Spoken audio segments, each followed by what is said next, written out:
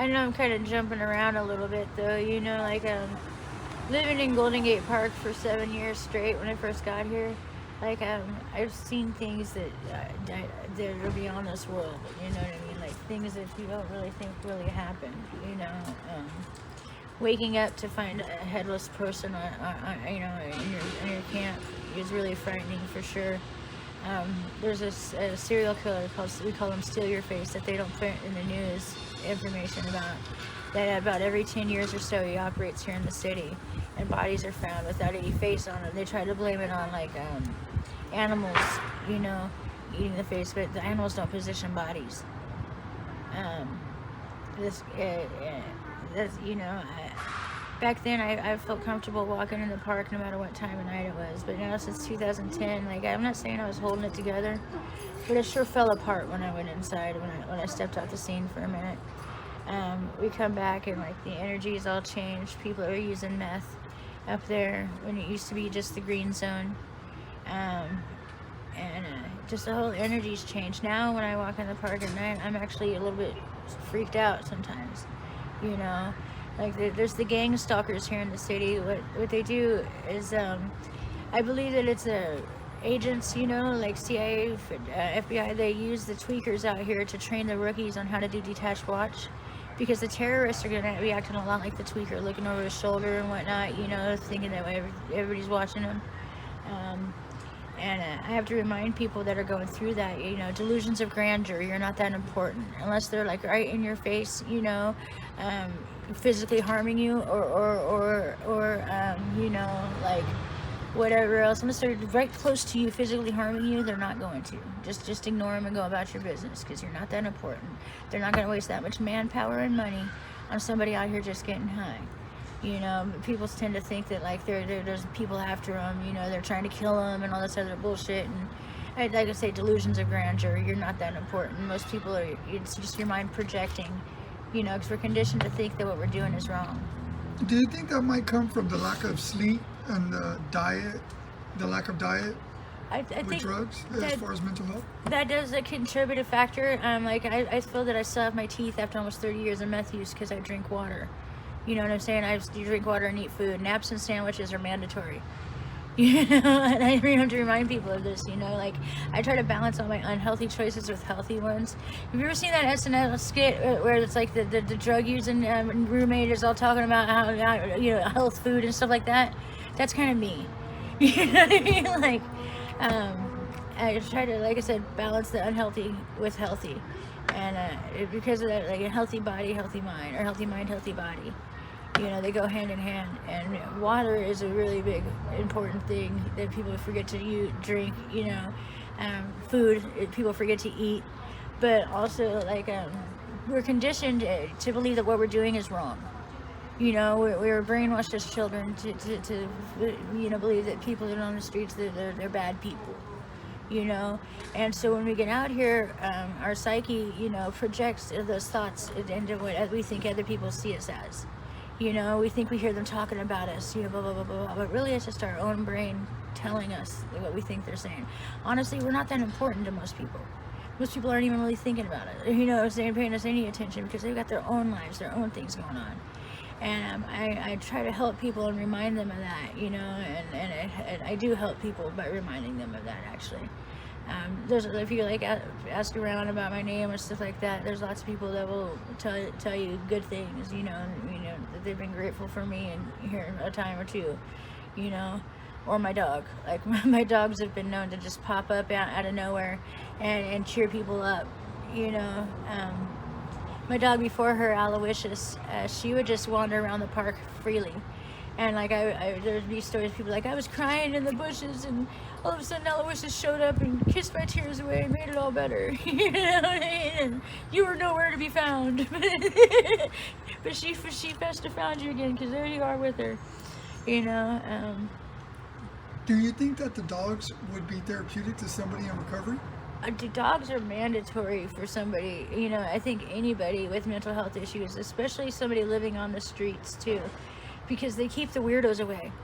Like the psychotic killer is not going to come near the dog, because the dog's going to warn you and let you know. Even if it's a Chihuahua, which I'm not sure is really a dog, you know, they're going to let you know. But you got to be willing to put your dog first. Like, I don't eat or buy my drugs or anything like that unless my dog has what she needs.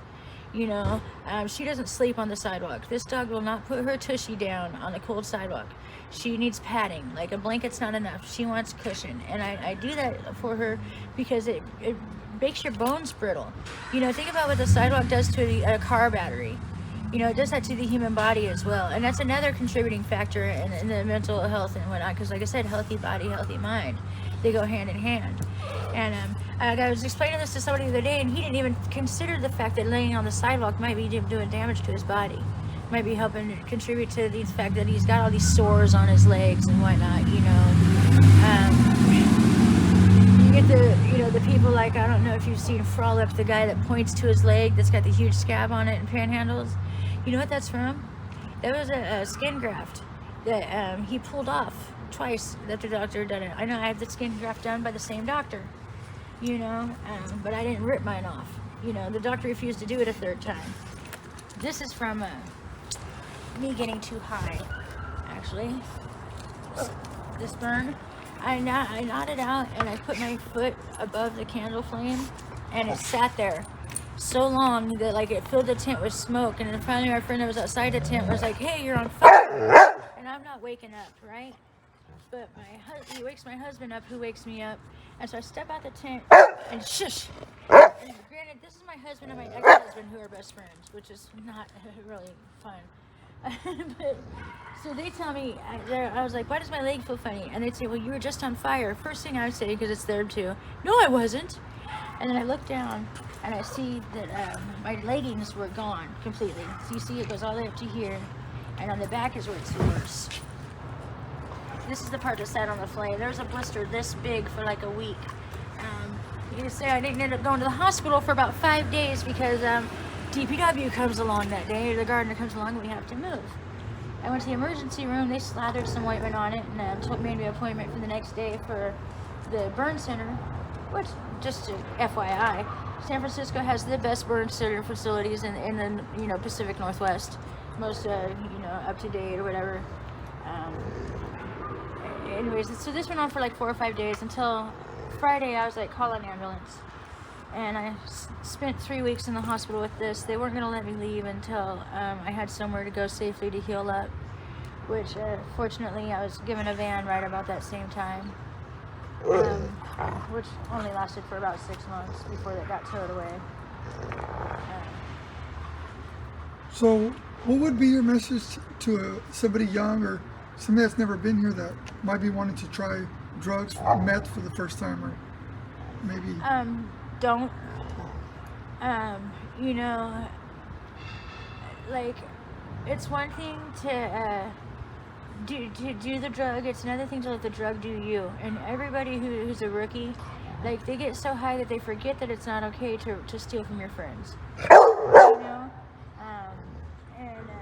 You gotta fight that monster and win to be able to be like operate the way I do. Like, I consider myself a professional addict. You know what I mean? Because I don't let it change me no matter what. Like, I'm still the same person whether or not I have it. And I don't do dirt like to get it.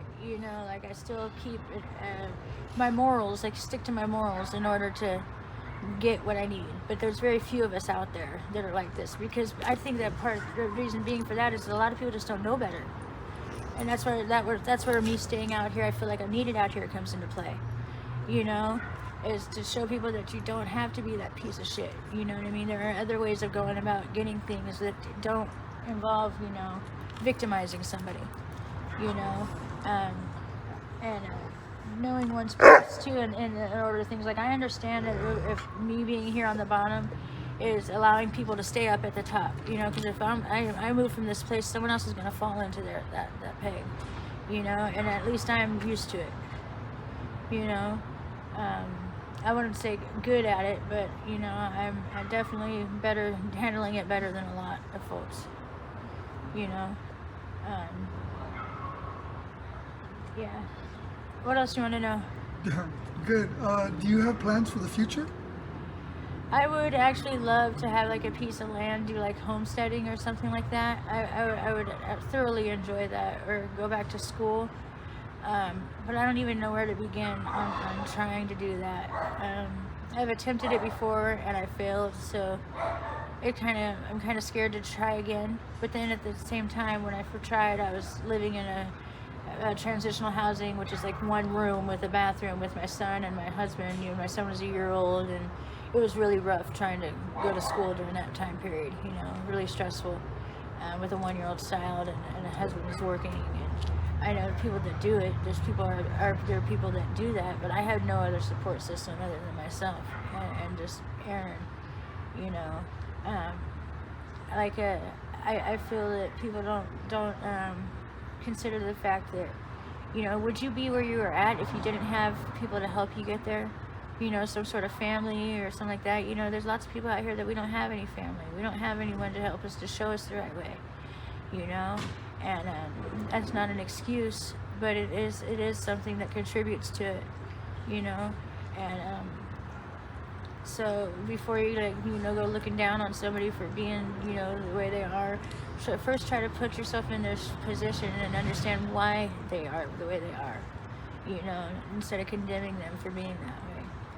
You know, like, I don't feel like anybody owes me anything. I feel like I've taught my son 3 things. All right, first of all, free is a myth. There's no such thing as free. All right, there's some sort of price you pay, whether it's interaction, your attention, you know what I mean, something. Second of all, nobody owes you anything. If anything, you owe the world. You know, you owe the world to be the best person you can be and to treat others the way you want to be treated by them. And yeah, to always be grateful and not greedy, and to appreciate and not expect. You know, those are my mantras right there. You know, that I try to carry on and you know, share with others, and that I try to live my life by. Do you have a golden rule that you stick to out here? Yeah, I treat people the way I'd like to be treated by them, unless they prove to me they don't deserve it. You know, and then I treat them like the assholes that they've shown themselves that they are. You know, but I give everybody second and third chances, because I know I've needed a time or two, a second and third chance. You know, and I don't judge anybody for their hustle. As long as I'm not your hustle, it's not, you know what I'm saying? It's all good. You know, or within reason. You know, as long as I'm not your hustle, or small children, or animals, or old people.